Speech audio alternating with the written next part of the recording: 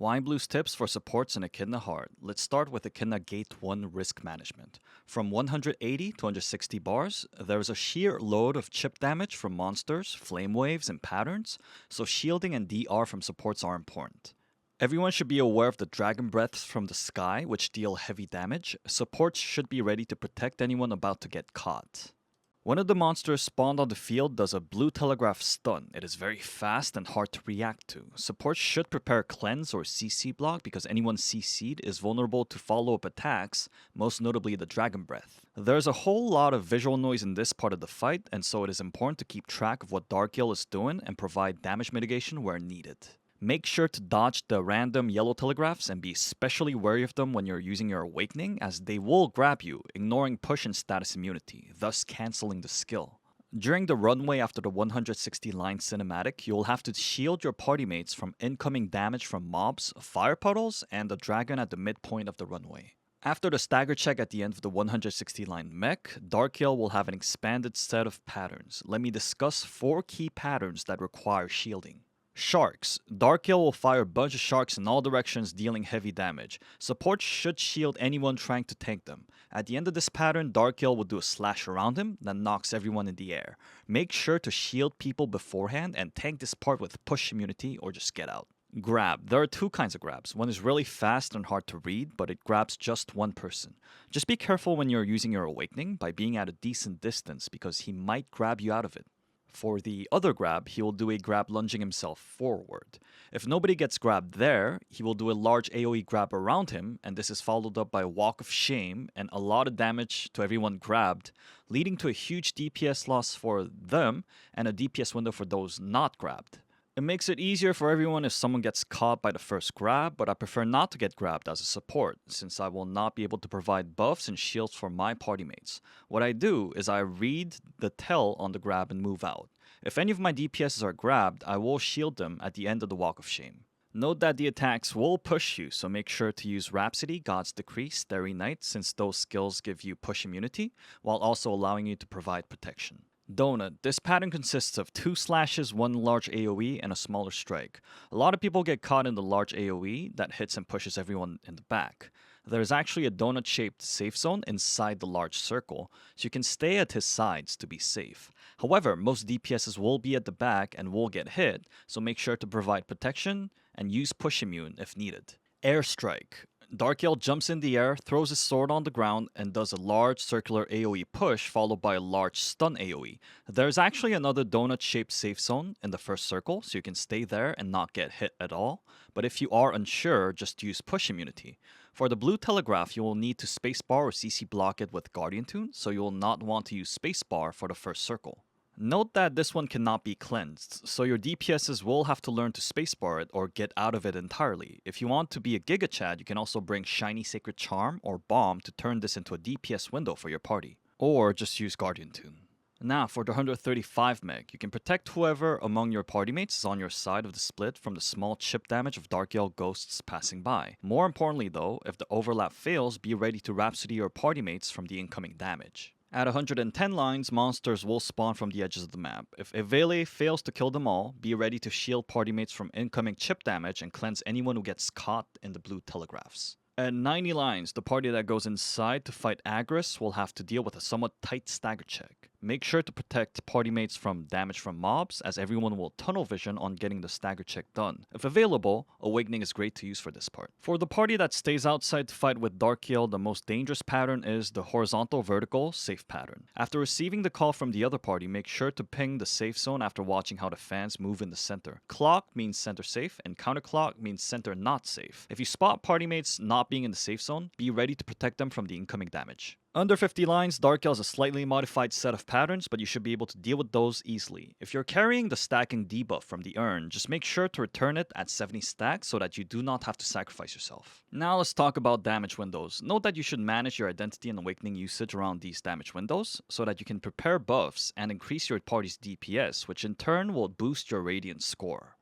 After the 160 line stagger check, you have an 8-second damage window. Use the runway and stagger check as a means to build identity for this particular damage window. Before the 135 line mech, once Darkiel ports to the center, he remains still for 5 seconds before he disappears. After the 135 line mech ends, Darkiel will reappear at the center and give you a 10-second damage window. At 90 lines, Agris, after the initial stagger check, will give you 10 seconds. Note that the 50 line stagger check does not have damage reduction, so it can be used as a damage window, although it does not have any bearing whatsoever on the raid. This is just a heads up for the goblins who might want to abuse this window to inflate their MVP scores. At 50 lines, Darkiel, after the shield is shredded, will remain still for 8 seconds. Under 50 lines, after the co-op counter, Darkiel will give you 10 seconds. If Azena's second tap freeze succeeds, Darkiel will give you 5 seconds. When it comes to Atropine usage, the best timings are after the stagger check at 160, after the mech at 135, and after the co-op counter under 50. Make sure to have buffs ready for these timings. Now for Awakening timings. Assuming that you're running full Swift, you'll be able to use an Awakening before the 160 line mech, such that it comes back off cooldown after the runway and stagger check. Note that the 160 line cinematic cancels Awakening usage, so if you miss your chance and you think the cinematic might happen soon, it might be better to save it for right after the cinematic. Next, use one Awakening before the 135 line mech, and then use another one after it. From then on, you can kind of use it every time it is off cooldown, and you may want to save it for when the shield can come in handy, such as in the Agris stagger check or the horizontal vertical safe pattern. Now, moving on to Gate 2 tips, starting with risk management. While you will need a good read on all patterns and provide as much care as possible, let me just talk about the ones that require action from supports. Balls. Echidna throws 2 boomerang balls in succession, does a backstep, and then throws another 4 balls. Make sure the shield DPSs are about to get hit by the 4 balls when they come back. Rope Rebound. Echidna will rebound on rope, disappear, and land on an aggro target. Shield party mates before she lands. 4 Mirrors. This is a deadly pattern that should not be tanked. The lasers lock at the 3rd flicker and shoot right after, so the 4 aggroed people should remain still, and once the 3rd flicker happens, everyone spacebars out. Risk can be minimized through some damage mitigation, but no one should assume that support shields will allow them to tank lasers, especially if they overlap. Out in safe. Echidna slashes twice in front, does a circular damage slash around her, inflicting paralysis. She will then jump in the air and fling away anyone sticking to her, and they will proceed to get hit by the outside rings that inflict MC stacks. The way to deal with this pattern is paralysis immuning the slashes, push immuning or moving out of the jump, and then going back in as she lands. Supports need to provide shield for the circular slash. Backstep, heart, and bandage toss. These are patterns that CC anyone caught, and it is good to note that they can be cleansed.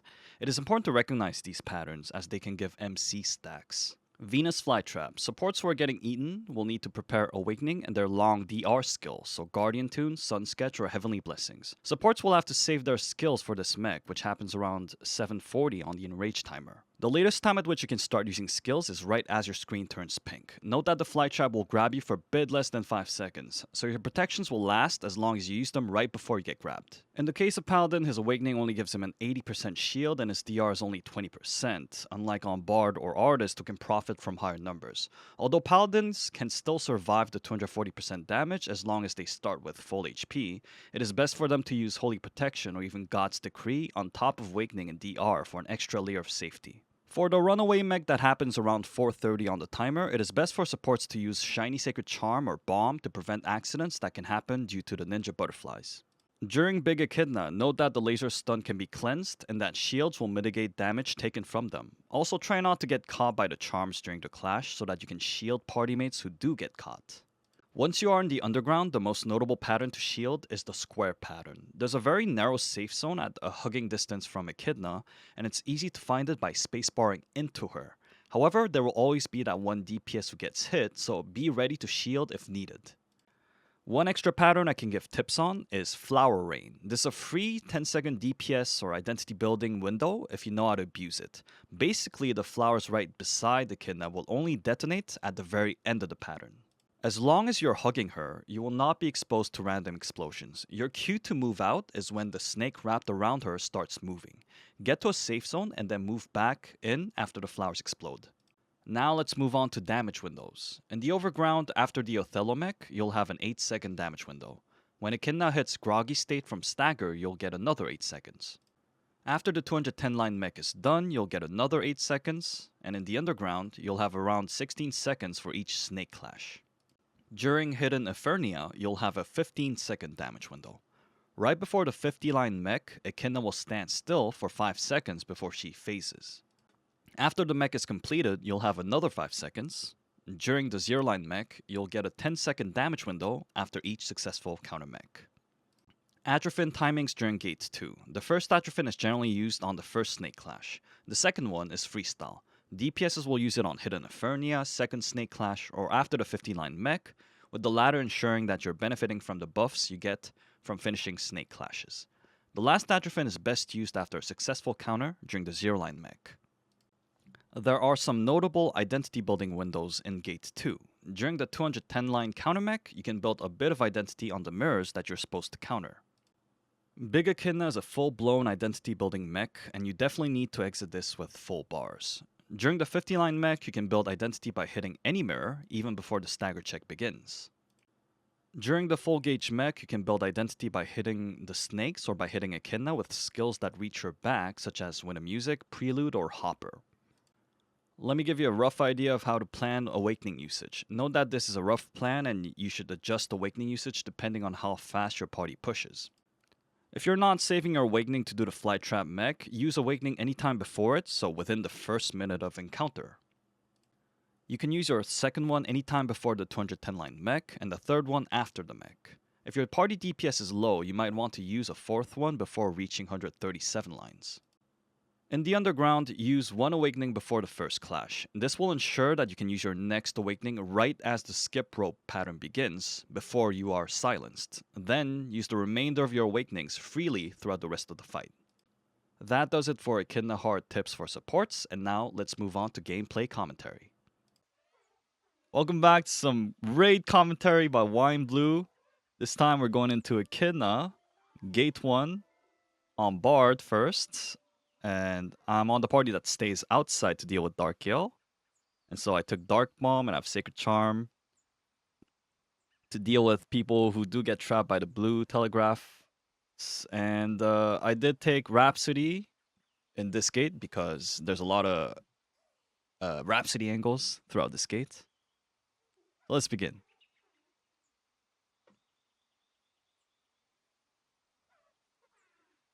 As we go on, I'm trying to stack up that Luminary. And I'm using Guardian Tune in case people do get caught in that blue telegraph. Watch the Dragon Breath, go in after it passes. And Party 1 deals with the mob on the left. And I used Yongmeng there too early. You should wait until the shield expires on him. I'm trying to protect people because there's a lot of chip damage going on. Throughout this part, Dragon Breath, Yellow Telegraphs, Dragon grabbing you, and then Dark Yell doing a lot of patterns through that visual noise. You want to keep your party protected throughout this runway as well. I should have used Awakening once, but like I think we faced too fast. And I was already 2 bubbles and up. So I saved my Awakening in this case.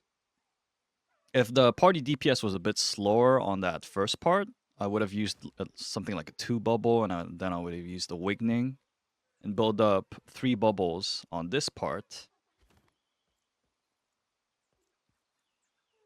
We deal with the midway Dragon, providing Guardian Tune and Winter Music to party mates as they make their way through this runway. Guardian Tune shield activated. I'm trying to maintain Luminary stack, so I shoot that Sound Shock. Of course, you don't have to, because you'll be using enough skills on this part. I have 3 bubbles ready. We have a damage window incoming right after the stagger check. Buffs in. I also use my Dark Bomb there.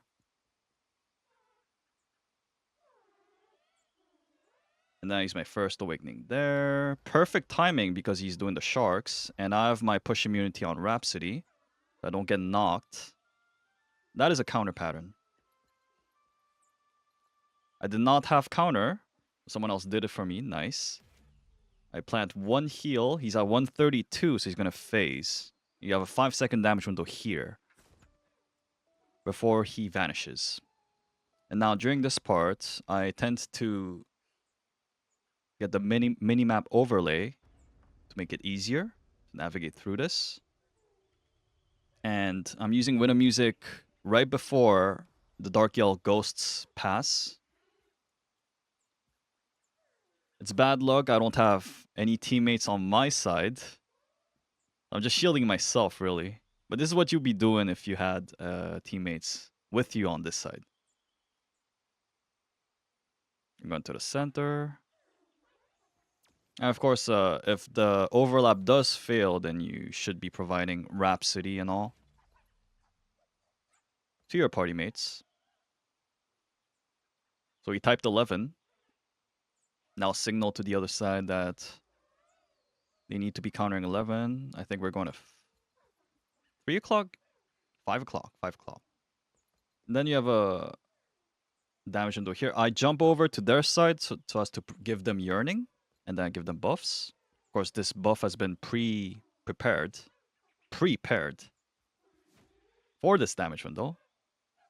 Another opportune awakening that shields people from the shark. And here, notice, so I looked at what Darkiel was doing, and that's the grab mech. And I spacebarred it, which means he's gonna do a big yellow telegraph that grabs everyone around him. If you are aware of this pattern, then like you should get out of it.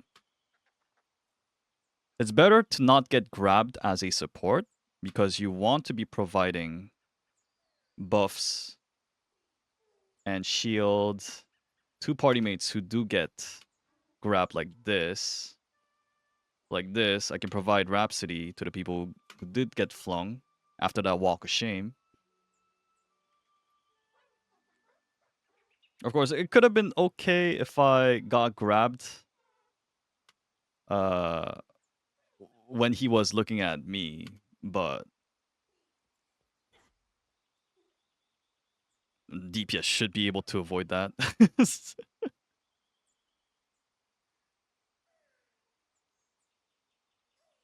That was the counter mech, where you need to save your allies. And then we're at 100 bars. We're using Adele to deal with the trash mobs. Blue telegraphs like this will happen. And if anyone does get caught in that, you can have like Guardian Tune ready for it. You can free them using Charm as well. We're staying inside. The other party's going.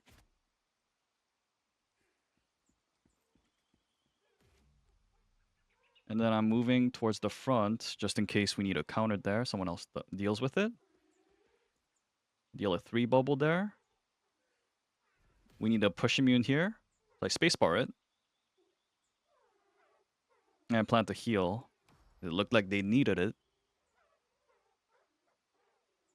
Rhapsody just in case that person needs that extra shielding for that grab. And then this is like a 5-way telegraph. As long as you're standing to the back left or back right of him, you're fine for this one. See how like there's a telegraph that spawns right behind him. If you're standing over here or here, you're fine. I think it's a 5-way. I always avoid it at the back. Or I tank it because I'm a gun lancer in the front. That's the inside, outside, and then inside pattern. Nice to provide shields during this. I used Winter Music there. I think Guardian Tune was into. Yeah, Guardian Tune shield was also in. So it protected them. These guys were trying to get in, but that was bad luck. They got caught in that. Another push immune here. Rhapsody's already in, protecting the teammates who are there at the back, trying to either tank it or who are not aware of it.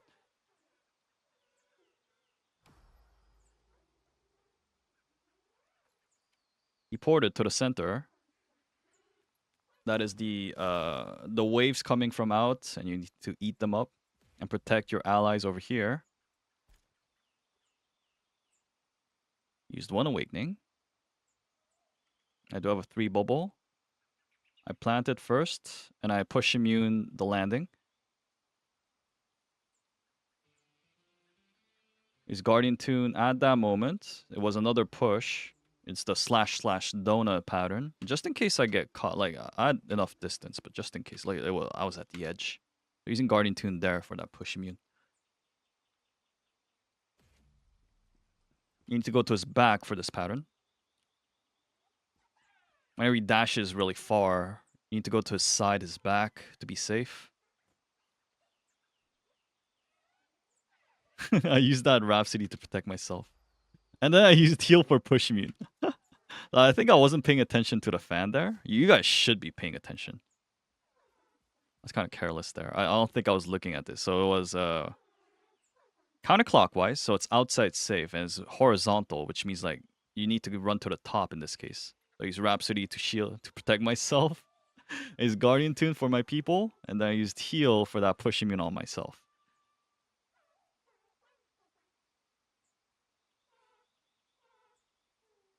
And then I'm going in for that counter.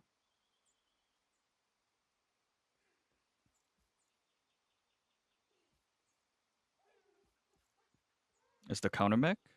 I don't have counter available. Someone else did it for me. Good. Yeah, this raid, everything hurts a lot. So support, shielding, DRing, all that mitigation will be very important. The 50 line mech started, so the other side managed to reach 50 before we did. I moved out because of that donut pattern there. See here, it's a reflect pattern, and he still does patterns. You need to be able to dodge those. You have the black urn at 3 and the red urn at 5. Someone needs to take that line away from me. Nice. And then they're going to tell us which urn to break.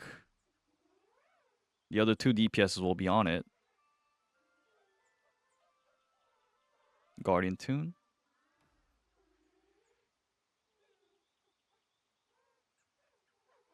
One thing here is that if you want to activate Yearning, you can hit him, but it will take half your health. You can also proc Yearning on the urns, in case you know which urn to break. Now we're waiting for the shield phase. So make sure to activate Yearning on everyone.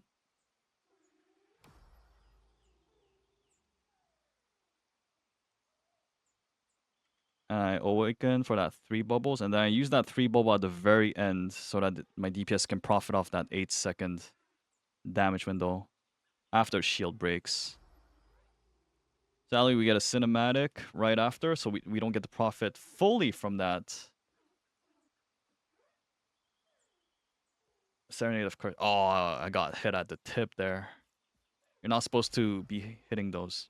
Oh, we get a rare footage here. So that's what happens when you poop outside, apparently. I didn't know this until recently, but if you poop outside, then he'll do a map-wide AoE. That can hurt. See pattern awareness here. Like, there's a lot of stuff going on, but if you know that slash leads to a donut, then you know that you're supposed to be push immuning and protecting your teammates. I'm not getting knocked.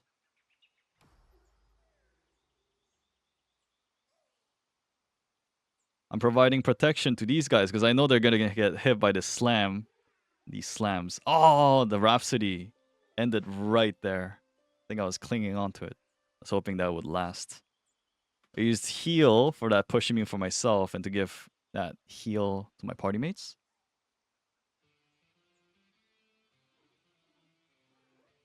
Oh, that's what happens when they don't return the urn on time. So it's the ultimate sacrifice, which does get rid of all the puddles that spawned all around the map. Sadly, though, it's the support, so the other side doesn't have a support for the remainder of this fight. Push immuning. So this is me holding aggro. Protecting this Sork. Standing there. I think I was the aggro. And I was pushing meaning that entire thing. Nobody on my team. I was waiting for them to come in to give them that puddle. I tried to place that puddle right on where they would come from. So over here. Still, they refused to. They were returning their urn. Okay, okay, like they do step on it, but they keep getting knocked. So you need to be aware of these patterns. Slash slash is donut. You want to protect your teammates during this. Rhapsody's your friend. Win a music. Guardian tune. Spacebar in. It's inside, outside, and then inside safe. I was trying to give that Rhapsody to this guy, this fellow over here, because he was knocked. You need awareness. Awareness on all your party mates. Yeah, because like this guy was about to get hit, right?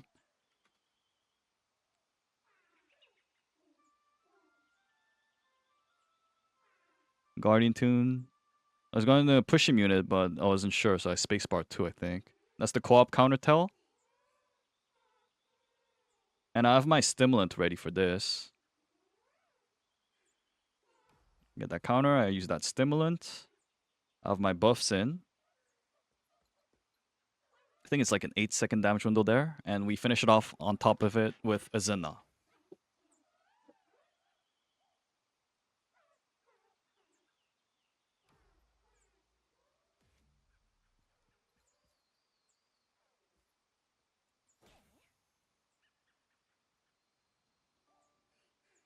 And I do get that underline Radiant. Okay, this time we have Artist. Same thing. I'm trying to shield my party mates beforehand. And if someone got caught by that blue telegraph, I was ready to use my cleanse on them. We have the Dragon Breath on the bottom side, so this side is free. You have to shield your party mates through these flame waves, these fire waves.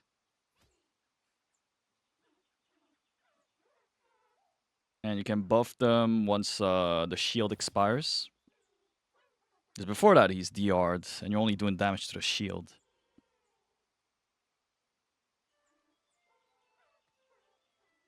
I was using Awakening, and always when you're using Awakening in this phase, make sure that you're not in the telegraph of a yellow dragon.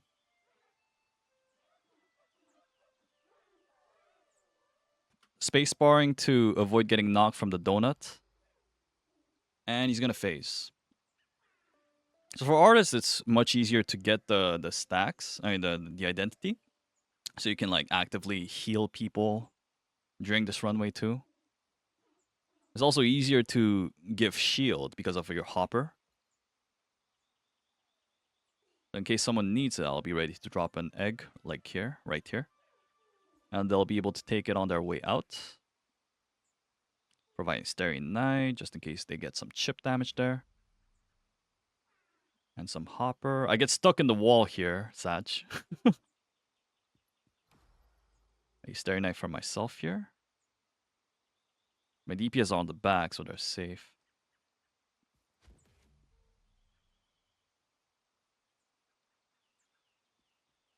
You can provide shielding through your Door of Illusion and your hopper. I just use a marching flag for the extra speed. Because I don't need an extra cleanse since I have Door of Illusion.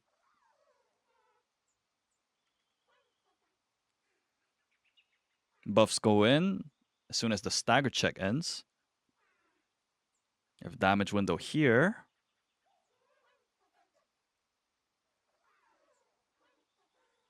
Moving out of the telegraph.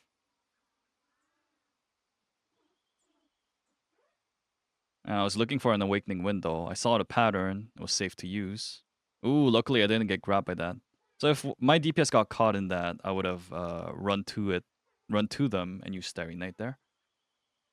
I used Sun Sketch and didn't get knocked over from that telegraph on the back. We reached under 30 lines, under 32.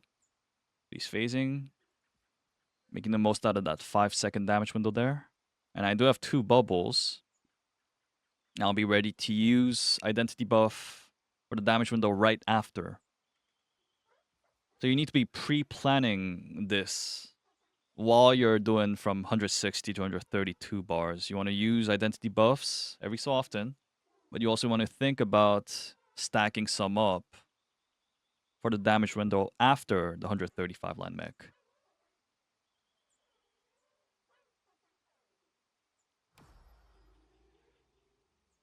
Shielding my party mates with that hopper.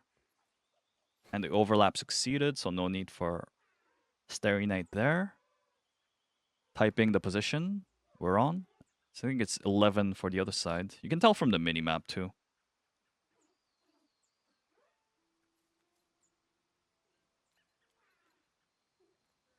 Trying to give Yearning as soon as possible and then buffs in. Buffs in. I'll be ready to drop some heal balls. I think people need it. That's the 2 balls mech. I use Sun Sketch to not get knocked there by the explosion. And I'm shielding people because there are sometimes goblins who, even though they have that poop landing on them, they still keep DPSing. Sun Sketch to not get knocked from that push. And I'm at his back. Safe zone. Oh, nice taunt. From the Destroyer. That's the shark pattern, so I'm immediately using that Starry Night. And I'm push immune through it, so I don't get knocked by the final slash at the end.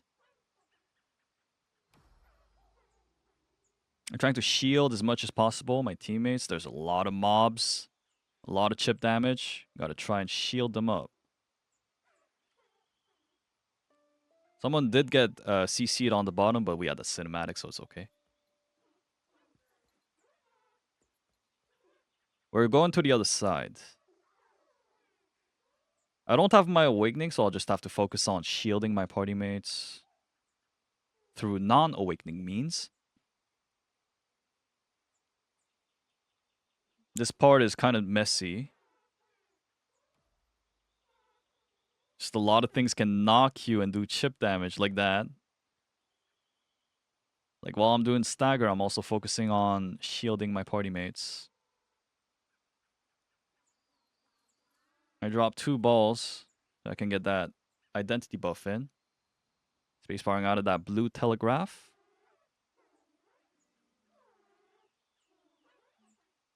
We get that counter in nice, because I was in hopper motion. My counter was a bit late there. 1 awakening. Get the 3 bubbles. I get my other buffs in. I do get a refund too, nice. From that weapon transcendence. Spacebar. The kick. This part is really easy. Much easier than doing damage outside. You just have to watch your patterns carefully. A lot of them do knock you, but they're really easy to see. There's going to be another explosion at the center, a circle one. I spacebar in. I use Starry Night just to get that gauge. Shielding, shielding. 67. Oh, the other side got 50 lines first. Instead of us.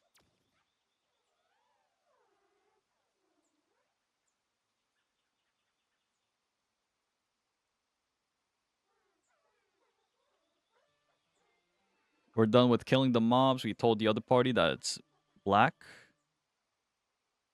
And now we're doing damage here. So this is like a very, very goblin thing you can do here. So this stagger check, she's not DR'd.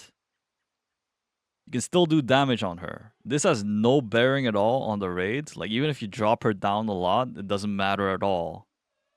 But it influences the MVP scores. This is something you can... So in this case, I just used an identity buff on top of providing full buffs to everybody.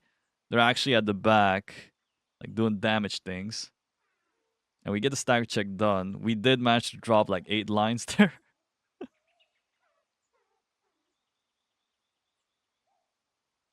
This is something you can do on Artist without too much cost, because like getting 2 bubbles back is easy on Artist. So you can just use it without too much guilt there. It's a bit costlier on Bard and Paladin. I wouldn't use it there particularly. On the other 2 supports. And now we're under 50 bars.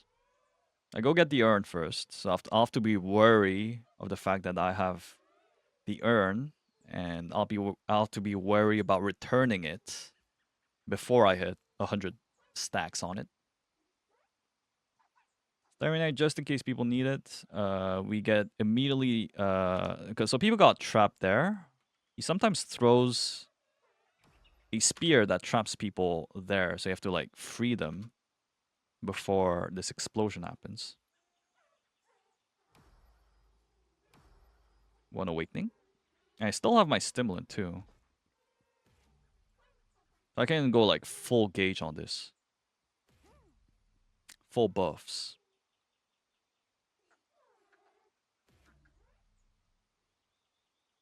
I return the urn at 78 stacks. And I ping it to inform people that we need someone to take it. The Paladin does get it. And throughout this, there's a lot of chip damage here and there. You just want to protect everyone as much as you can. We use a Dell. Interesting. I still have my stimulant up. I didn't get to use it. It's because this party really fast push. I didn't even see a timing to use it.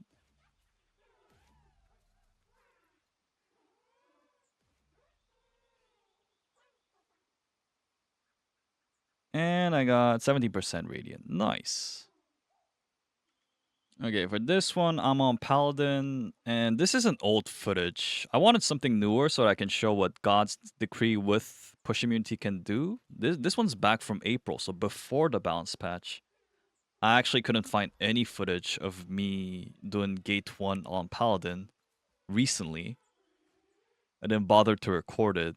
So this is like old footage. And these days I generally be taking 7 yellow skills instead of 6. So let's go in. I start with a Heavenly Blessing just to give them DR, my teammates. I just use Flag on our way in. You don't need to. It's just like flare stuff. And we move out of the Dragon Breath. There's another Dragon Breath coming, so we need to move out. This is very messy. Oh my god. Heavenly Blessing. Oh, Holy Aura used.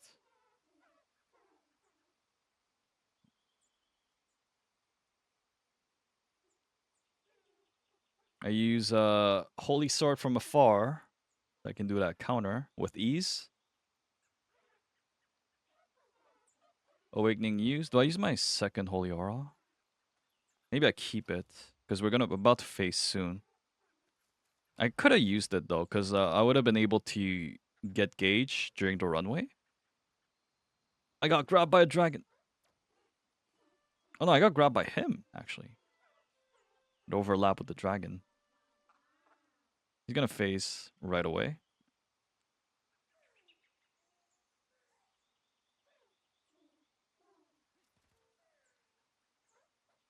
Yeah, I would take Holy Area 7th. So here, trying to shield your party mates through the runway. Holy Blessing, God's Decree where you can. Of course, this is with God's Decree without the push immune, so my options are a bit more limited here. Also, this like from 2 months ago.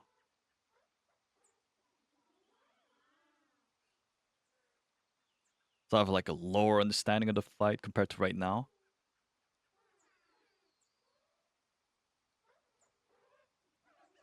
I use Holy Protection for shield and for that heal.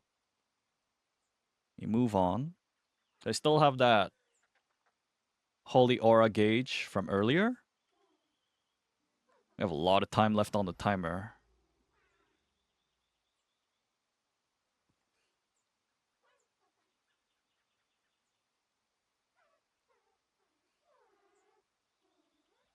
Attack buff, mark, and holy aura as the stagger check ends. Now let's see what he's doing. That's counter. Right, I move forward just in case we need that counter, but the Gunlaster deals with it.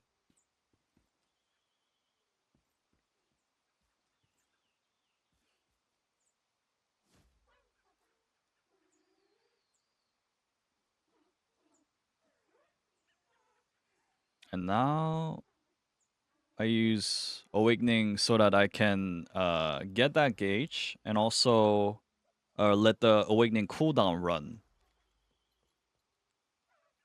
So I can benefit off of this mech. The runtime of this mech. Shielding. Through the Dark Yell Ghosts.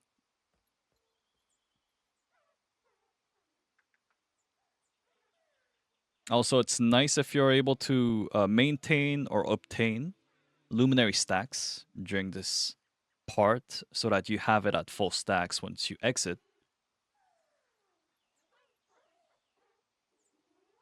It's 3 o'clock. I think it's 1 o'clock.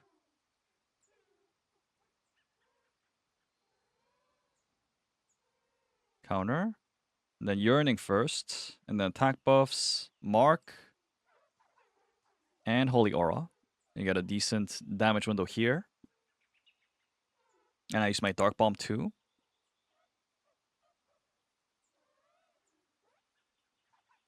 Counter. Oh, like I missed it.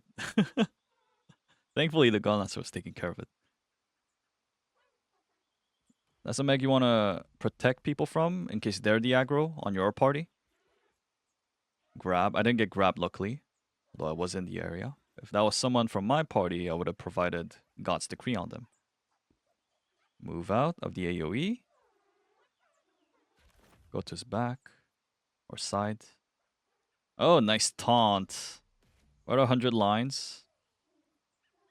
I moved out in this case from that donut AoE and then I spacebarred in. I could have just tanked it with spacebar, of course.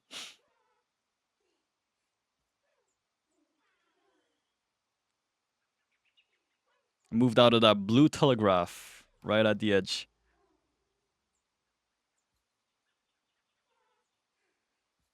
That's the landing. Oh, and I thought I was safe out there because it was really far, but I was not. Okay, our party's staying outside. Show a Dark Yell. But my party shielded up. 2 slashes in the front. That's a spacebar.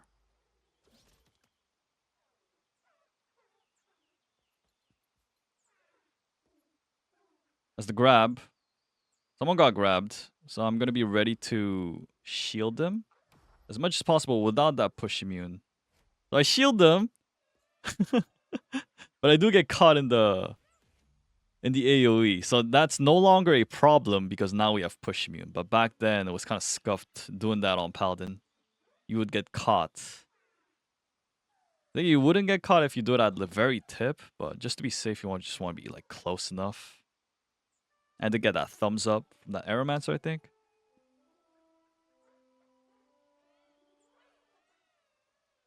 If you're a support and you didn't get caught in the grab, you want to be protecting. I move out. So here what happened is, like, I don't have push immune on Paladin right now, right? So I forgot that I should be saving spacebar for the second one. And it's kind of scuffed on this version of Paladin too, because like the AoE on this is so large, so you kind of want to spacebar that. Maybe this was the right call. Because you need spacebar if you want to stay in that blue circle. So I spacebarred the initial impact, and then I moved out of the blue circle, so I don't get CC'd.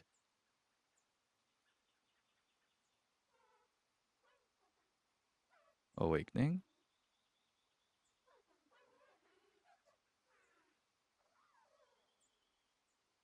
I might save it for after, because like, we're at 59, the other party's probably closer. to kill it. So I think I just save it for after. I don't know why. Oh, I was trying to find out where the safe spot is by looking at whether it's clockwise or counterclockwise. So it's counterclockwise, and I think they indicated that it's a vertical. So I pinged on the left. That's the safe spot. And then I shield this guy because he got grabbed over here. Perfect.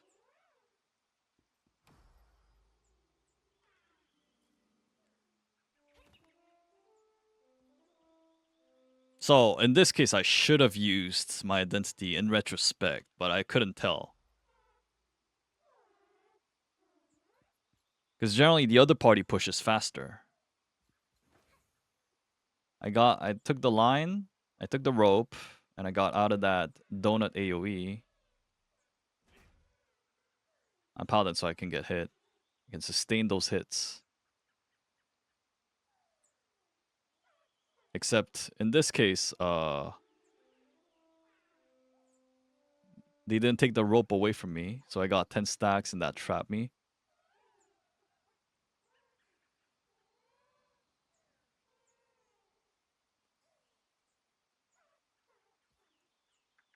They did the mech on the other side. And that's scuffed because I think it's bugged. We can't see the reflect telegraphs here, but it is the shield mech, and so we're using a Dell.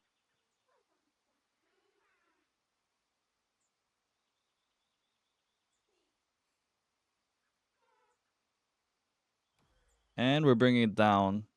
So Holy Aura will last throughout this damage window, even though I pre-activated it. Almost.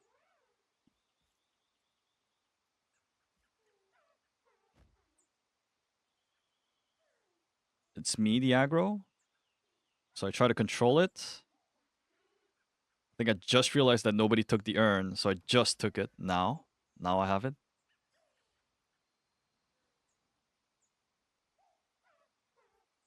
He's awakening as push immunity and to provide protection to the party and go back. And I still have that stimulant too. I'll be able to use another Holy Aura. I move out. Like, if I had push immunity to my Gothic, I'd just be tanking it in the center. In this case, I have to move out because of the final push immune around him. I'm just trying to provide shielding to whoever needs it. I just gave that God's Decree just in case.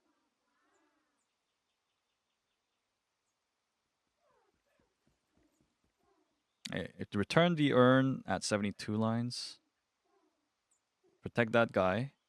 So getting up.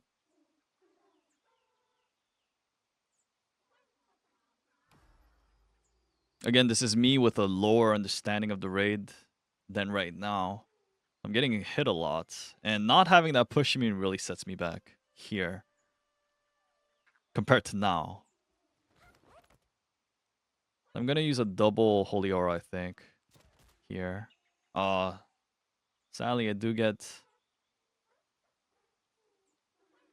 the poop. And I spacebar it. Because at the end, you had that blue telegraph there. And I use my stimulant to refill my Holy Aura there so that it gets uninterrupted. Now we have that co-op counter. Moving out and then moving back in to deal with the co-op counter. Holy Sword pre-activated. And we're going to be able to kill it. Awakening coming back too. I use it at the very end, but we already killed it.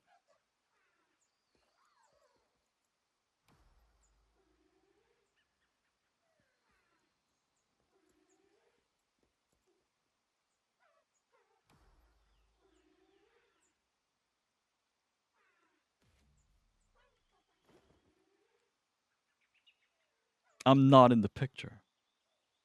But I think it's because the other party was really strong compared to the party that went in this case.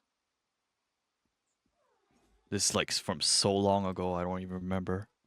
But yeah. Okay, Bard and Gate 2. In this case, I have Buckshot instead of Rhapsody, because I like being proactive with my counters in this gate. And I have Shiny Sacred Charm for the runaway pattern at 430 on the Enrage timer. And I have Sleep Bomb in case someone gets MC'd. And for the snake, the full gauge pattern in the underground, the CC snakes, and I have stimulant. I'm stacking on Luminary before I enter the gate. This gate 2 on Bard. Guardian Tune first. And then she does the suck pattern. So I go immediately to her right. Identity buff is in. This is a free damage window. 4 mirrors. And so I use Awakening, because I'm not the fly trap in this case. I move out at the 3rd flicker. Rope. So I go to where my party mates are stacked, and I give them winter music just in case that Awakening shield wears off. Left, right. Another free damage window. And then soon enough, she should be lighting up the ground. I need to get out. 1 heal, and I have to go poop. I spacebar through the awakened tiles, and I go poop in a decent location near to one of the blue tiles. I kind of failed. I try to give Winna music. I think I didn't expect that failure. We got the 8 mirrors. And so crossing. Crossing and then converging on Echidna. Attack buff and mark in just in case people want to DPS a bit. You're following the Gun Lancer. The Fly Trap mech. And this is nice because we have that opening over here. We can go and do a bit of damage engage stacking on Echidna. I'm trying to maintain Luminary stacks here. I try to get whatever gauge I can after applying my buffs to Echidna. And now we have the Othello mech. Trying to line up. And this part is kind of scuffed here because like we had a lot of space between these two guys. Thankfully, it was at the very edge. And so I was able to link it by standing in the middle there. That was very, very tight though. Generally, you want to be on adjacent tiles. Moving out. Applied shield before that circular pattern. I got the target, so I'm moving out. And after I'm done laying all the poop, I go back in and provide buffs to my party mates. And we've already faced it, so right now I'm just stacking gauge there. So now we have the 210 line mech, and this is what you can do if you have 2 counters.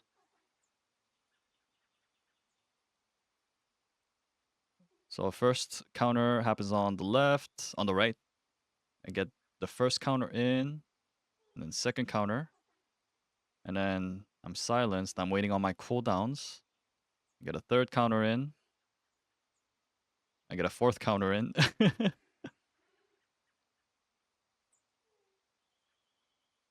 I almost get the last one. Someone else took it.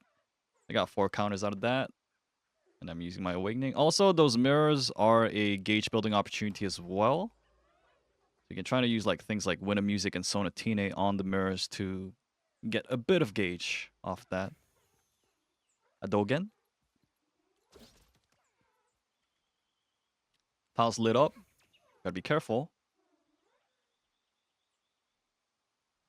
I see that I didn't get target or poop, so I keep stacking gauge and providing buffs to whoever didn't get anything. And that was the Queen Yuna pattern. I did get 1 stack. Provide buffs, and then I spacebar out at the 3rd flicker. You gotta time it well.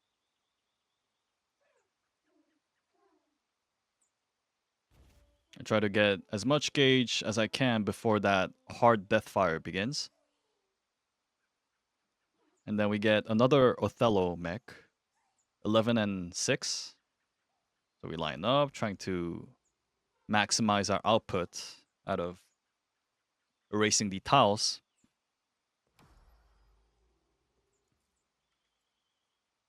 And I managed to maintain my Luminary through that. You want to make sure that you just throw away skills till the very last minute so that you can extend, you can maintain that Luminary. I see that she's trying to do the Amumu bandage mech. Like spacebar out after holding the aggro. I think it was on me. Now we have the runaway mech. People just checking if we have an opening down the middle. They confirmed it. I use Shiny Sacred Charm at the middle, just in case people get hit by the ninja butterflies.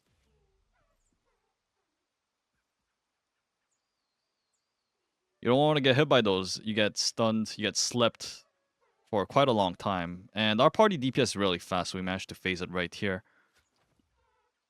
I have to avoid the lasers, all the lasers.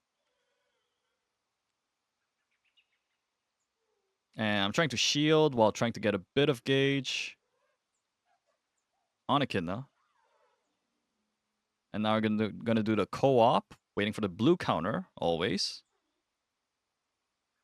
And I just rotate all my skills here so I can get as much gauge as I can. Till the last minute.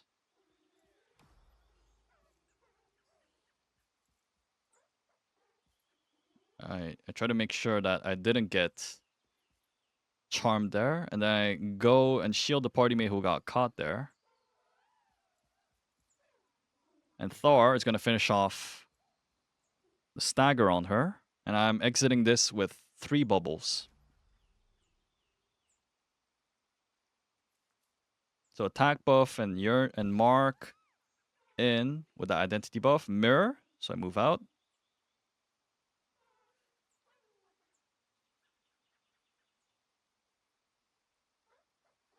Co-op counter.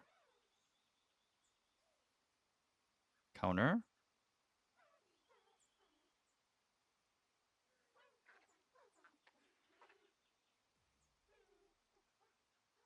And she does a process move when she wakes up, so you have to be careful about that. As you don't get your skills cancelled, the important ones. Identity buff in. Was that a 2 bubble? Yeah, that was a 2 bubble. So it's a decent idea to give a 2 bubble on top and then another 2 bubble on bot to provide full coverage. Or you can just do like 3 bubble and then 1 bubble also works. At 62, I move down. Continue to give buffs down here. I think so I could have just given a 1 bubble there since it was kind of late. Or maybe like the previous buff. Yeah, that expired. So like maybe there was better if I just gave a 1 bubble buff so that they have something at least to do damage with earlier on. Medusa, gotta look back. Auto attack and also abuse a prelude. You also do damage on the back, so you don't have to look at her. Get gauge off that. Always watch what pattern she's doing. Queen Yuna, 3 times. So the aggro is somewhere over here. Never mind, it's over there now.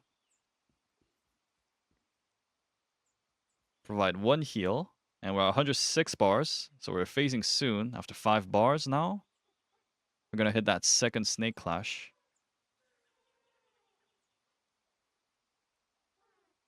Actually, yeah. 3 bubbles. I managed to fit that in. 3 bubbles. So that will extend itself throughout the duration of this Snake Clash. Do we manage to kill it? Maybe it's not enough. Oh, it's not enough. We have 7 bars left. Unlucky. She remains immune for a few seconds there. So this is what you guys might want to do. So what I tend to do in terms of awakening usage here is if you use 1 awakening before the 120 line point, it will come back off cooldown by the time that this first skip rope happens. So what I do is I can use a few skills here too, and then I go out and I use awakening right before I turn silenced. So that this is like a 20-second mech. So my awakening cooldown will be running It will be minus 20 seconds by the end of this mech. I'll get that bit of a profit on the cooldown. And then I think we're getting Hidden Efernia here.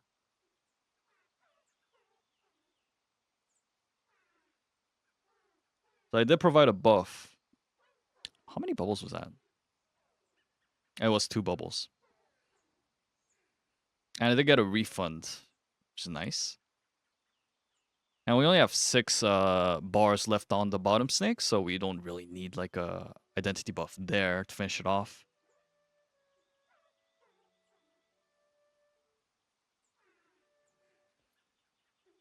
Third clash.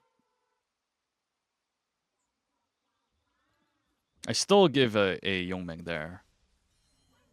Because it will extend itself to Echidna herself. It's still going on. So here, always try to hug her whenever she does that square pattern.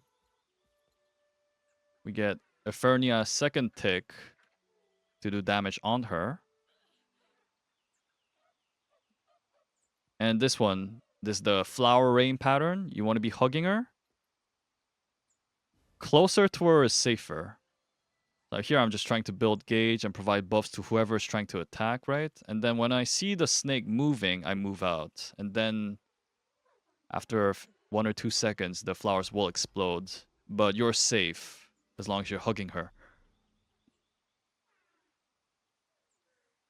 I give a 2-bubble heal here, though. Although maybe I shouldn't have. I think I was overconfident with my gauge. Here I'm trying to calculate where she is, where she moved to. And then I start building gauge just to make sure that I know exactly where she is before I start building gauge.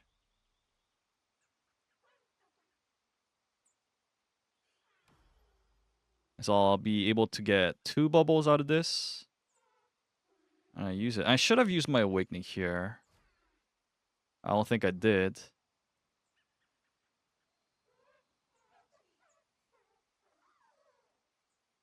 And then I lost that timing because like we're pushing really fast. Otherwise I would have used my awakening, but I think I would just want to save it at this point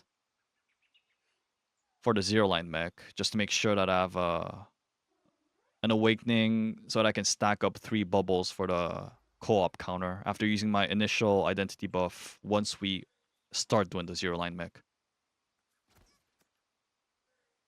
Oh, I ended up using 2 bubbles at the end there too. Okay, and I don't have stimulant either.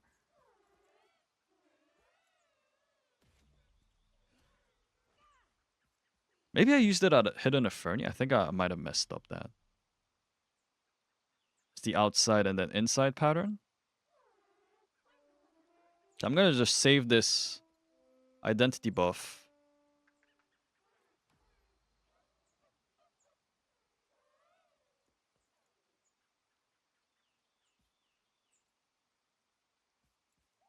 For after the counter.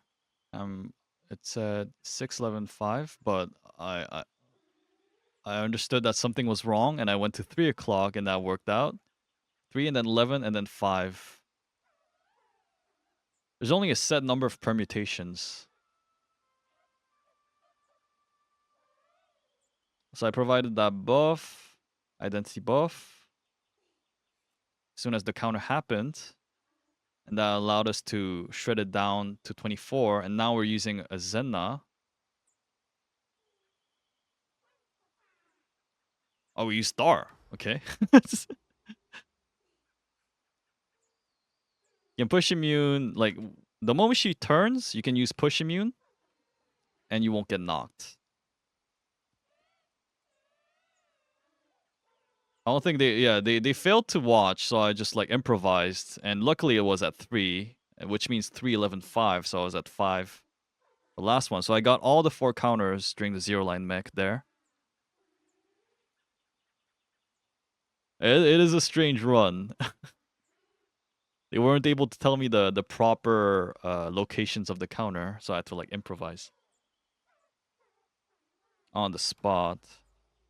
But what's interesting about this run is that I got Radiant, and Saint being in my party of course helps. I also got 47% of counters and 70% stagger underline. And so this goes to show that on Bard, as long as you take the right skill set, you can do crazy loads of stagger, and you have so much counter potential. And one thing I forgot to mention on that Bard commentary is I tend to remove the CC block on Guardian Tune. Same reasoning as in Vicus, where people can get MC'd. If you have Guardian Tune CC block enabled, then it might get in the way of people trying to free the people who got MC'd.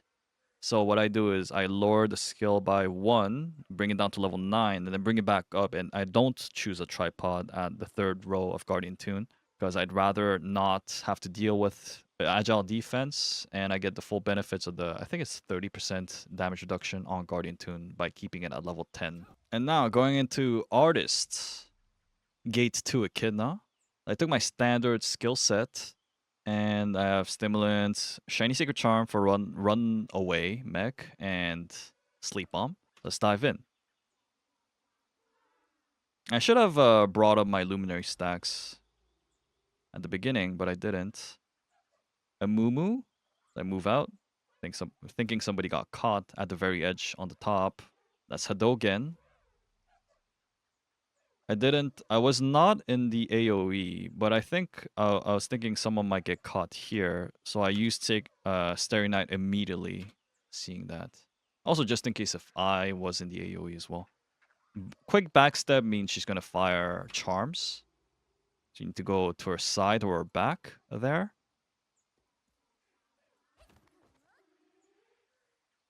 And I'm shielding my party mates so that people don't get hit by that circle, don't get damaged by it.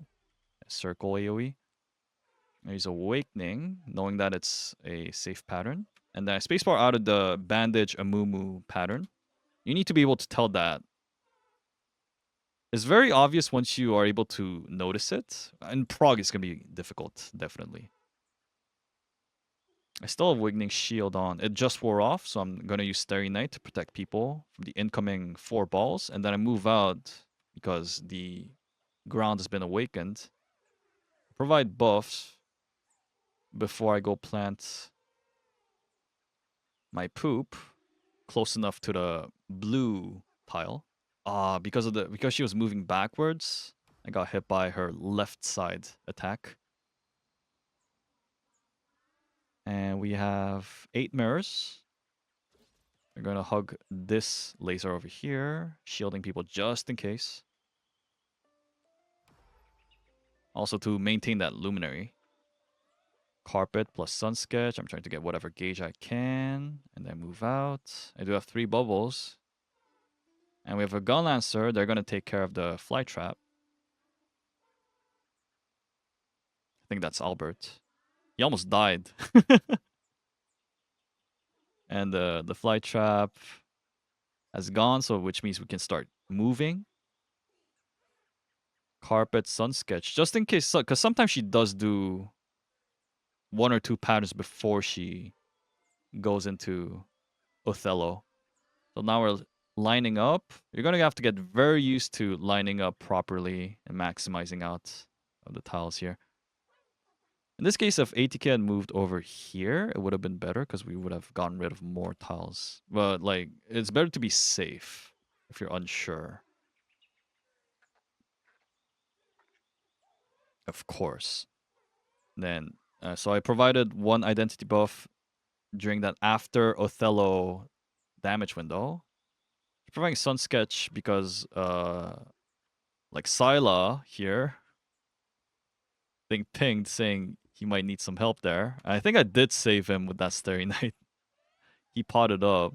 Somehow he managed to live through that. I think the Starry Night definitely saved him there. So now we're at the 210 line mech. On Artist, you can't do it like on Bard and Paladin because you only have 1 counter. I'm just trying to like shield people and get whatever gauge I can off those mirrors. Oh, I missed my counter.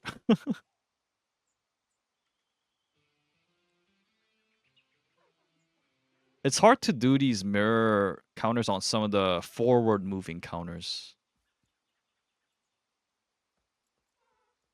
Notably, Blade is kind of different. difficult to do the counters properly on.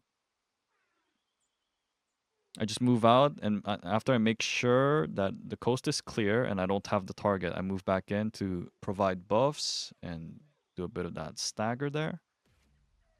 I use one awakening here. Someone did get caught in that Amumu bandage, so I move out. Of course, if it was in my party, I would have provided cleanse if possible. I don't think it was.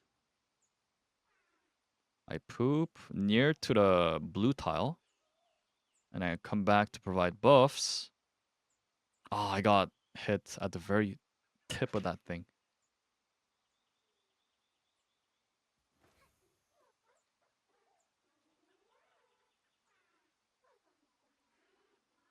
Shielding needed.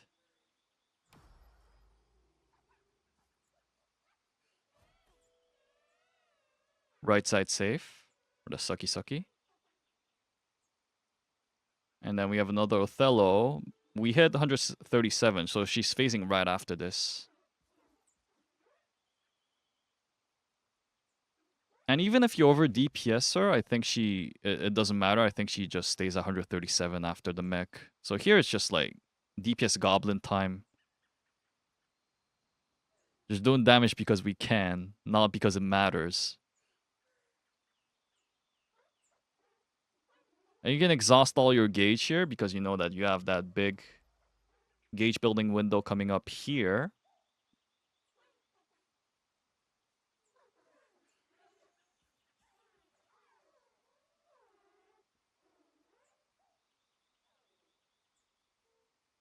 We're looking at the whole cinematic because I guess why not?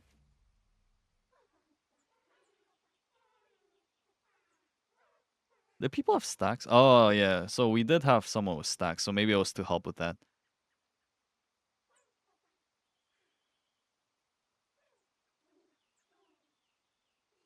Here, try to shield people, try not to get caught in the electricity lasers. Although I did. Counter at blue. Wait. Always wait. Just walk it out until you see blue, basically.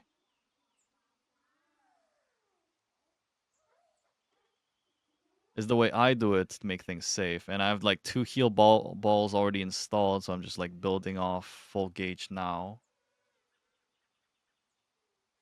I'm trying to not get caught, so in this case, Syla got caught here, so I'm trying to shield him. He's losing health really fast though. I was like, this Hopper shield will give him some saving grace, but I should have used Starry Night earlier. So we finish it off with belated Thar there. It's the late Thar tactic.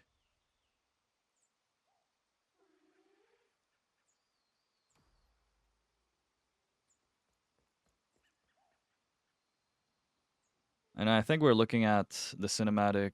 It's either just because, like, why not? Or it's because we want an extra bit of gauge and we want stacks to wear off.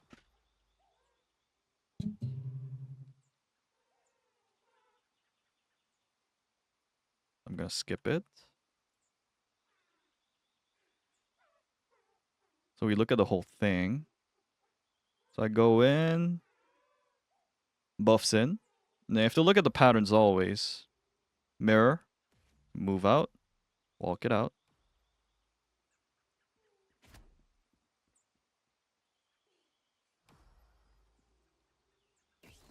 This one you don't have to particularly shield through it.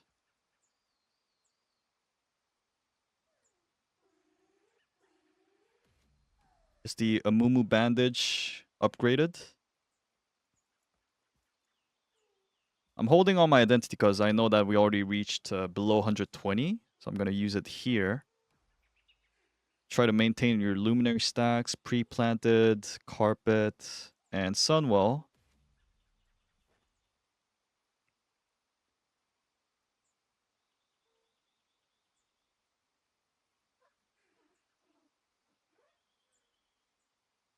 And I keep using identity buff. One thing that I can tell you on artists for this particular part is that just try to use one carpet on top and then one carpet on bottom. There's also a fancy trick that you can do. So you can place the first carpet however you want, and then the second one, you can make it so that you hit both the top snake and the bottom snake. So as to renew the branding on the top one, and then apply branding on the bottom one at the same time. You have to like kind of position yourself around here and then drop it down here. And the way to know that you're hitting both things if the HP bars alternate between the two. But like if you don't want to overcomplicate it, just make sure that you just use a carpet on top and then a carpet on bottom. Don't use two carpets on top because the cooldown it won't be back to use on a third time on the bottom.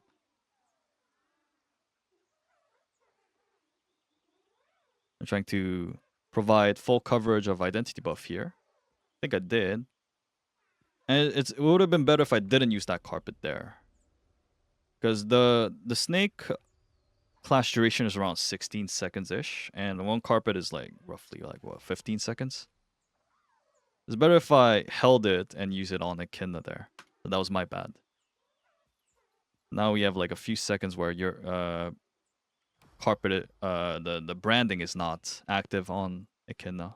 That was my bad entirely.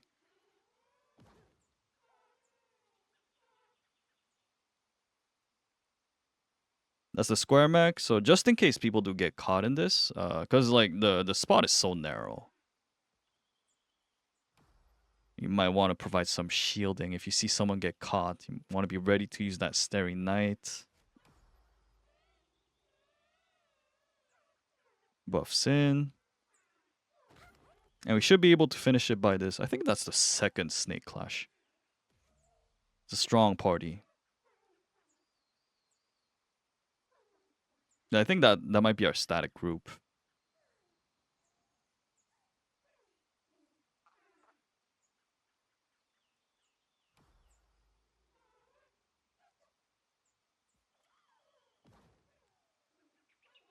So that's the skip rope pattern, and so I'll be using Awakening. I'll be saving my Awakening for this part so that I can like benefit of this. Of course, you can like kind of use it earlier too. But if I have my Awakening available and skip rope happens, I'm definitely using my Awakening so that I can let the cooldown run. In case I haven't used it earlier, I'll be using it here.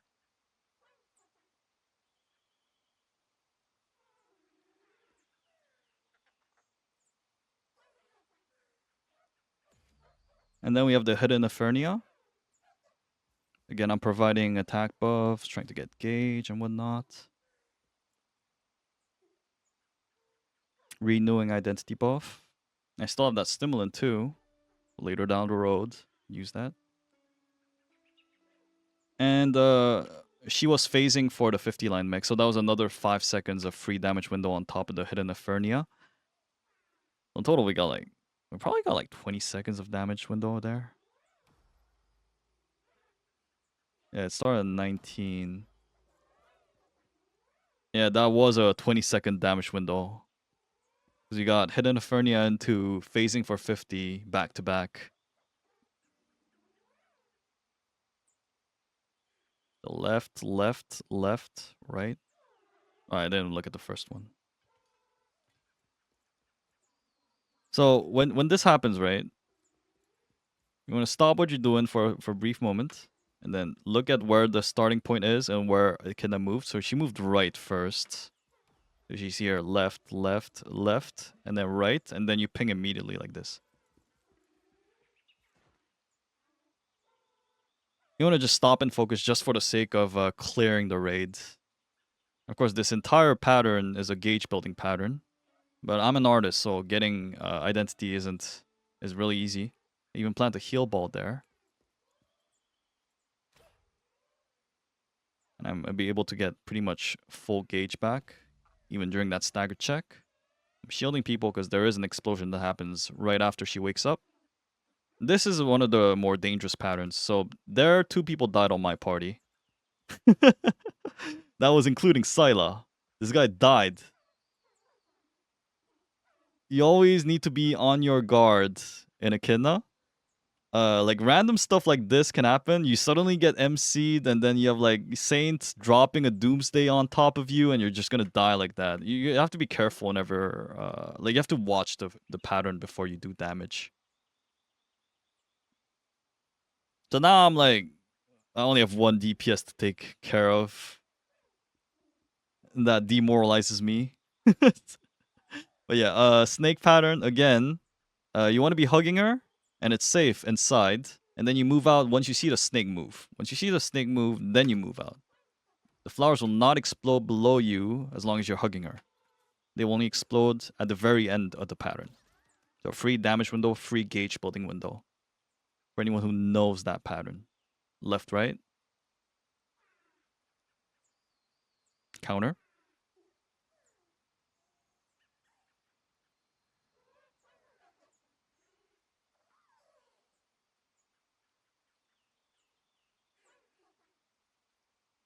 So 2 patterns, and then she's going to do a grab at 6 o'clock. I give buffs, whatever I can, to my one and only DPS there. Moving out, because someone got caught it earlier on. To avoid getting stacks. So here the safe spot is actually left, left, and then center. I mean, no, not left and then center. Never mind. So right, left, center.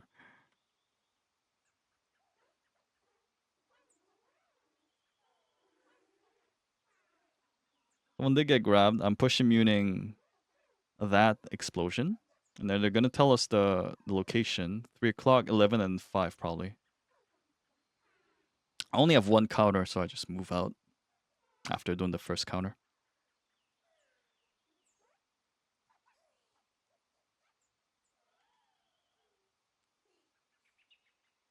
Outside and then inside.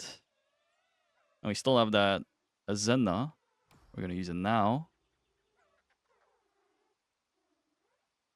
And even with 2 DPS dead, the DPS really fast in this party. I'm just going to get grabbed just in case, and they're going to finish it off while I'm grabbed. Just like that.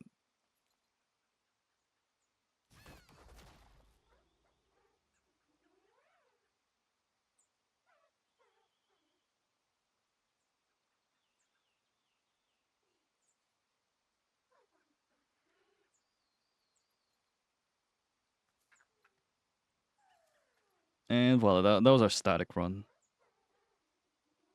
With our jacked members. Okay, gate 2, Paladin, Echidna Hard. Let's go in, and that's with our static run.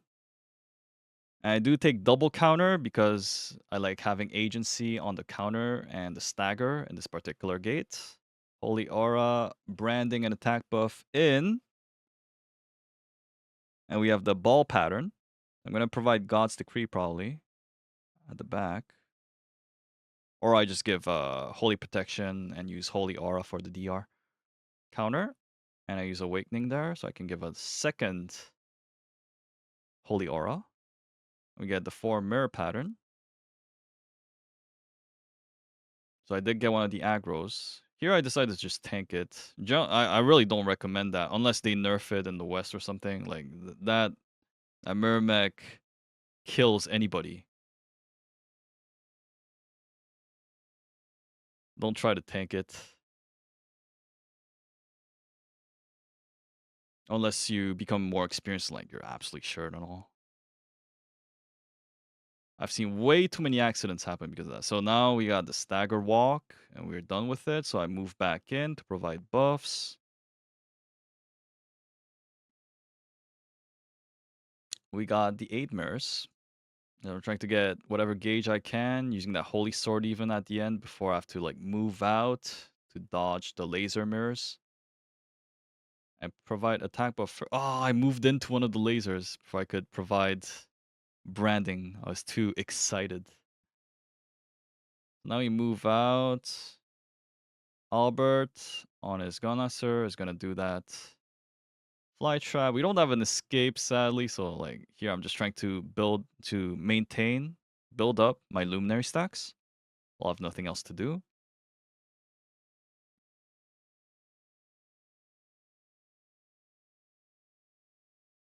Oh, wow. What? You're at 211. Okay, so this party is the damage is crazy. We didn't even see the Othello mech, and then we faced right away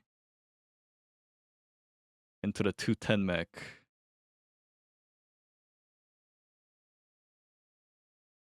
So that's what I like doing on Paladin. So look at where I am and where I counter it from. I see it's here and just counter it from this distance. So it's the way this mech works, right? Is even if you hit multiple mirrors, as long as you hit the correct mirror, as long as the correct mirror is in the batch that you hit, you will not get trapped. So here I just counter from a distance and counter the second one, and I wait for the cooldowns. Still waiting, and then they took that one. Holy sword. Execution sword. Oh, I missed it. Alba Man took it from me. Anyways, that it's really fun doing that on Paladin, just taking all the counters from afar. And in this case, I did burn my Holy Aura here, and I knew that she was gonna phase right away because we didn't do the mirror mech right before. But I also knew that I had an awakening up, so I'll be able to provide Holy Aura for this damage window too.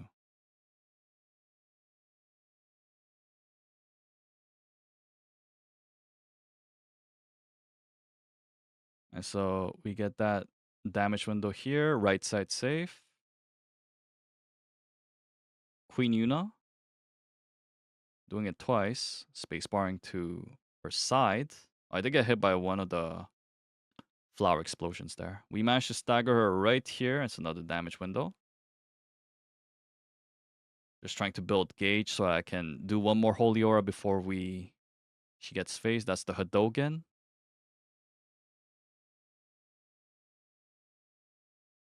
160 bars.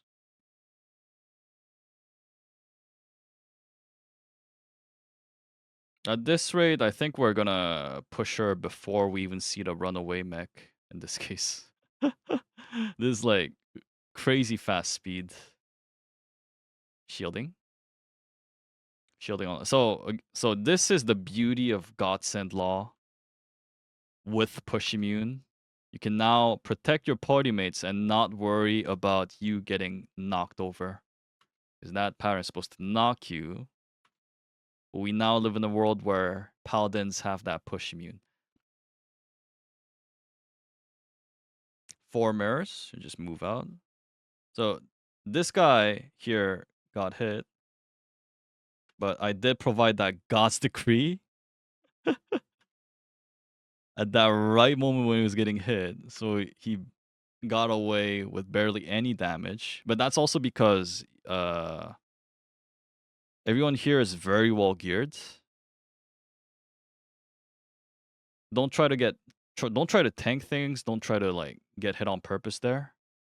Like you can't always rely on support shielding and DR. Although it might save you, it's not worth the gamba. Here the goal is staggering, and while you're doing that, you're trying to exit this phase with full gauge, which is easy done on Paladin, of course. Here, your goal is to not get hit by the charms, so that you can protect any party mate that got grabbed there. You know how much damage that does on me without protection?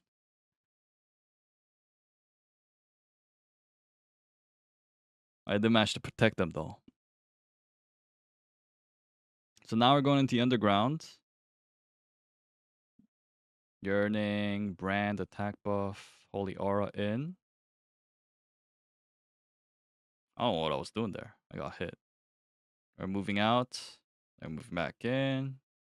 Counter from afar, Holy Sword, because that's a dash counter. She can do it up to 3. She can do up to 3 dashes. And this one, it was just a singular dash.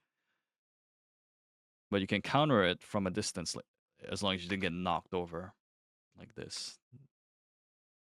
Beauty of having Holy Sword here. And then 120 lines, so she faced to do the first snake clash. I used Awakening to get Holy R there. And we're trying to bring it down to 62 bars, of course. 61. So now we move downwards. Try to do as much damage here. And this group will definitely be able to kill both snakes in 2 clashes. It's not a doubt about that.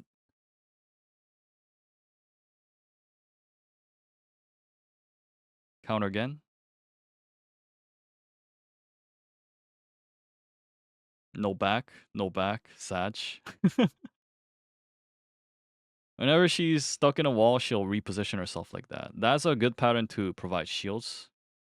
That's Medusa. People did get hit by it. I'm not going inside. I'm staying out until it ends. Mirror. Grab.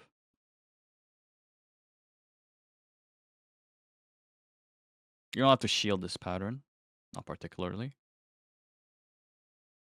To provide buffs. She's gonna face soon. And right after, we should be seeing the Hidden Infernia. But here, we're gonna finish off. I should have waited on my brand skill. It was like 2 seconds late because I tried to cast it beforehand. But he was still unreachable. Oh, we still have a bit of time before that Hidden Infernia. She might give us skip rope then.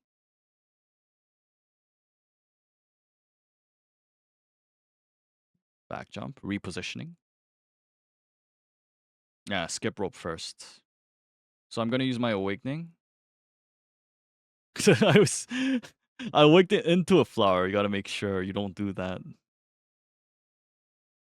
I'm kind of playing careless because this is our static run. Full group of friends. Definitely not how I would play in a pug. And then we should be getting the Hidden Infernia here. And you should have Holy Aura available.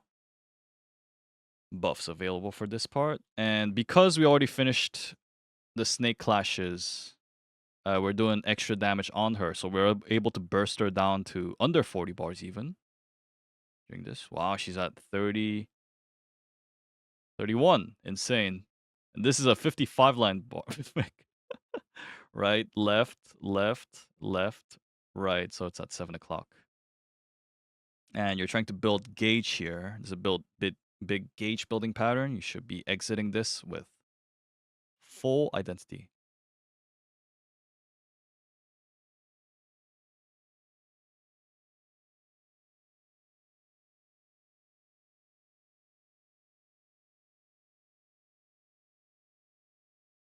People are all holding in their skills.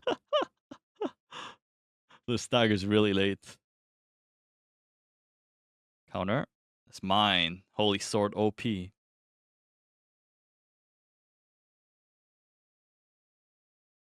Got a hugger. Got a hugger.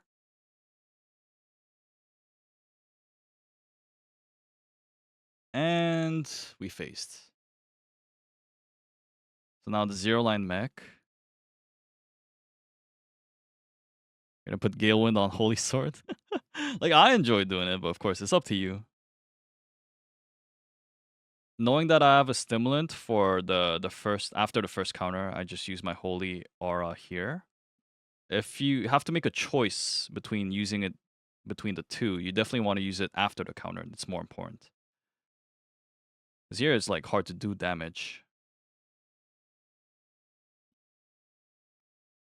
When she turned, you want to use Push Immunity.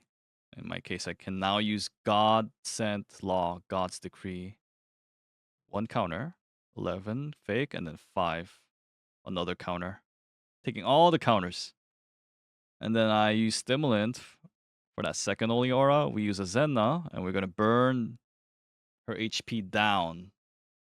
And that is what a really fast Echidna run looks like.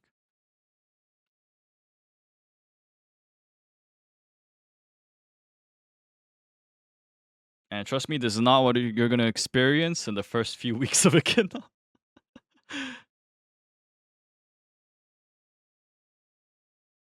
And yeah, that's with our static run.